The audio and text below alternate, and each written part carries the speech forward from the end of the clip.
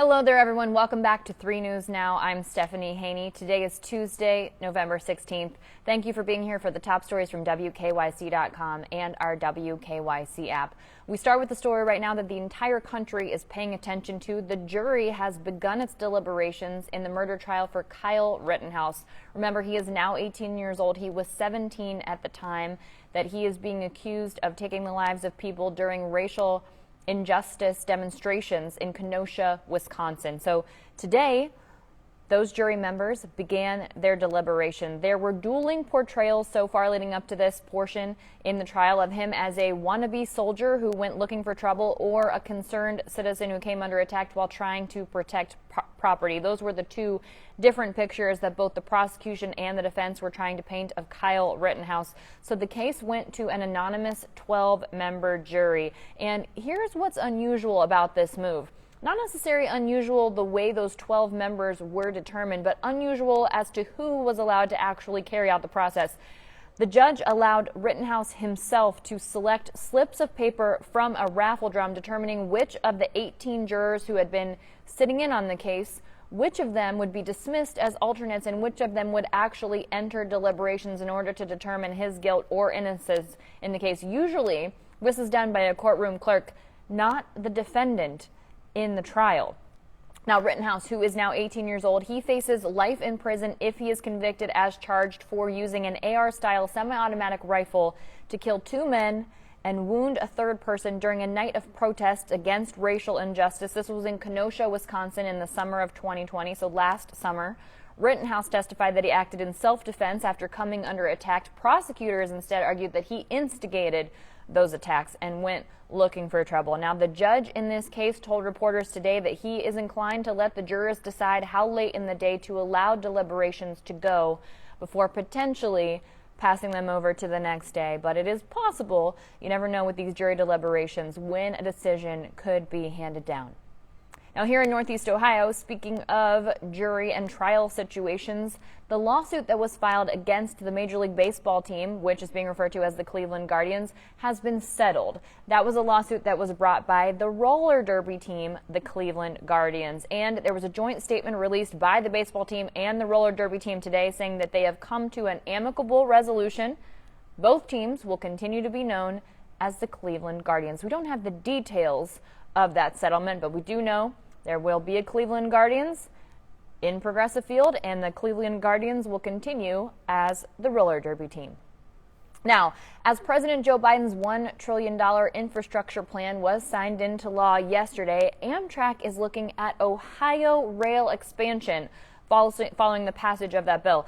Amtrak's CEO specifically pointed to Ohio major cities for inner-city route expansion. This is part of $66 billion that Amtrak will receive in infrastructure funds. We do know that President Biden is a big fan of the train.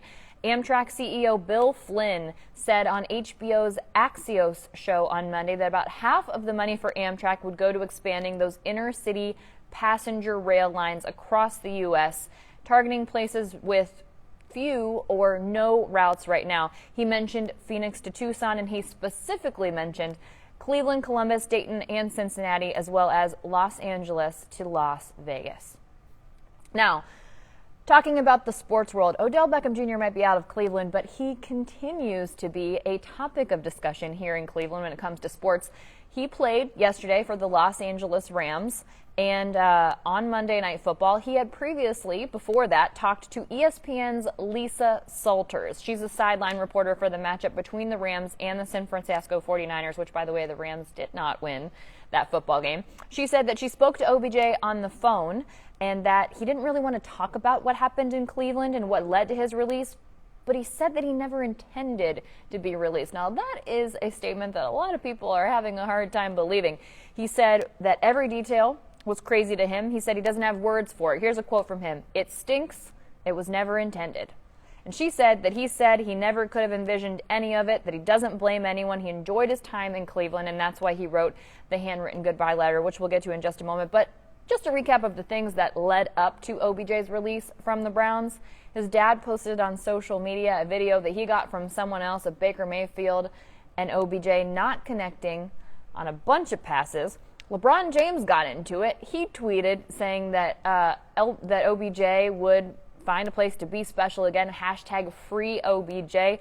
Listen, I don't know about any conversations that went on between LeBron James and OBJ, but I do know that if I was OBJ and LeBron James tweeted something like that without talking to me about it, I might be a little upset about that, because that's a big name and that's your business that you're talking about.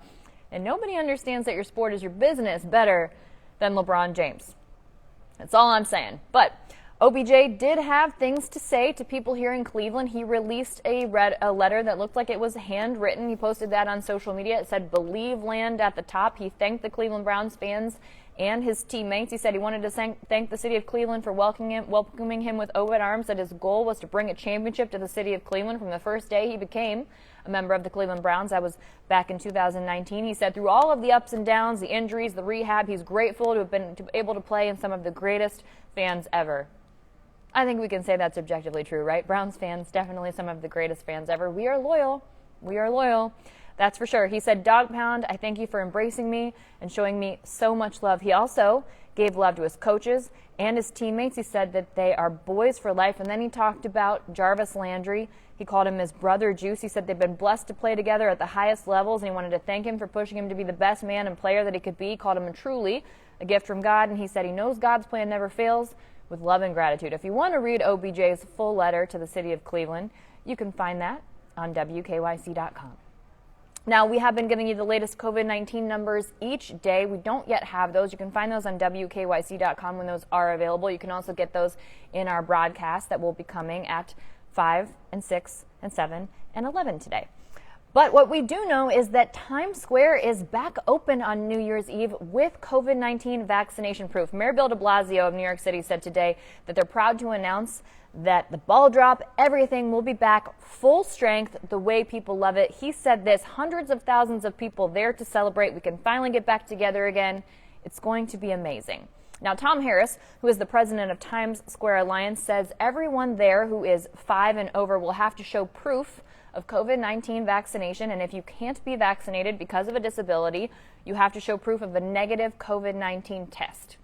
Also, coming back, the Macy's Thanksgiving Parade will be returning as we have seen it in its previous form, with the giant balloons, the volunteer handlers. They'll make their way through the Manhattan Parade route instead of the one-block stretch that they were kept to last year just so they could put it on TV. So that will be back on television. We'll be looking forward to that. That's just next week. You know what else will be back is Downtown Cleveland Winterfest and tree lighting. That's taking place on Saturday, November 27th. So after Thanksgiving, you'll be able to see that tree light up. That's kicking off at 6 p.m. on Saturday, November 27th.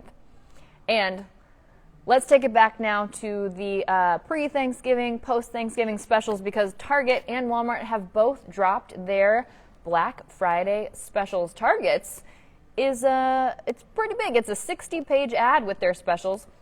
Now, Target won't be open on Thanksgiving, but most stores will open at 7 a.m. on Black Friday, November 26th. But the specials start early. They start on Sunday, November 21st, and they go through Saturday, November 27th for Target. And they also have a second day of sales. They're calling it a 3-day Black Friday sale. Those will run from Thanksgiving through Saturday, November 27th. Now remember, again, Target not open on Thanksgiving, but those sales available online. Walmart also not open on Thanksgiving, but those sales available online. Walmart's ad is 20 pages long.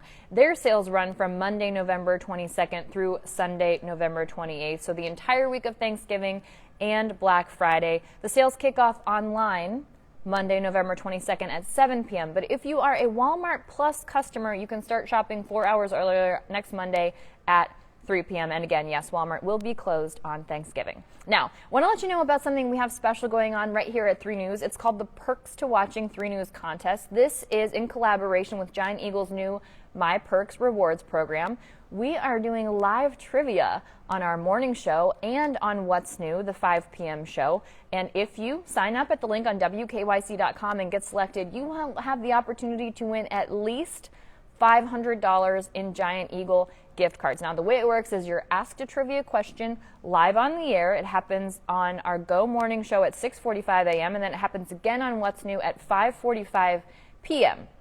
Now, It starts at $500. If someone gets the question right, they win that $500 gift card. If someone gets the question wrong, that $500 rolls over to the next person who could win $1,000. Now, if that person gets it right, they get the $1,000 gift card. If that person gets it wrong, that $1,000 rolls over to the next person and it's added to that $500. So a minimum of $500. If the people before you don't get the question right, that money continues to roll over into another gift card. See how that works? And we've seen some people win live on What's New. It's been very exciting. This is happening through Thanksgiving. It'll be 20 total finalists who get a chance at winning. The complete rules are on WKYC.com, so make sure you check that out. And we have to end on a sweet note. Leading up to Thanksgiving, there was a pair of people in Mesa, Arizona, and you may remember this story. Back in 2016, Wanda Dench, who is a grandma, she sent a text message and she was talking about the Thanksgiving Day plans. Well, that text message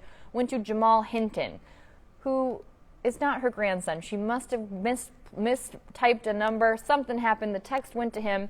And he said, "Who is this?" And she said, "This is your grandma." And he said, "Send me a picture." She said, "A picture of who?" He said, "Of you." So she sends him a picture. She sends him a selfie. She says, "Here I am at work."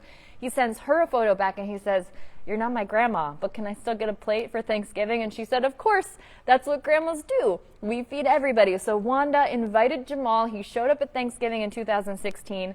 They still keep in touch. And this year, they will be celebrating their 6th Thanksgiving together as just a pair of random friends who got united over a messed up text message. How beautiful is that? Of course, everyone on the internet loves this story. It's passed around, and it's happening again now, 6 years later. So, Wanda, Jamal, we hope you have a wonderful time at Thanksgiving. Love the spirit of it. Okay, everybody, that's it for your 3 News Now update today for Tuesday, November 16th. I'll see you back tomorrow with more 3 News Now.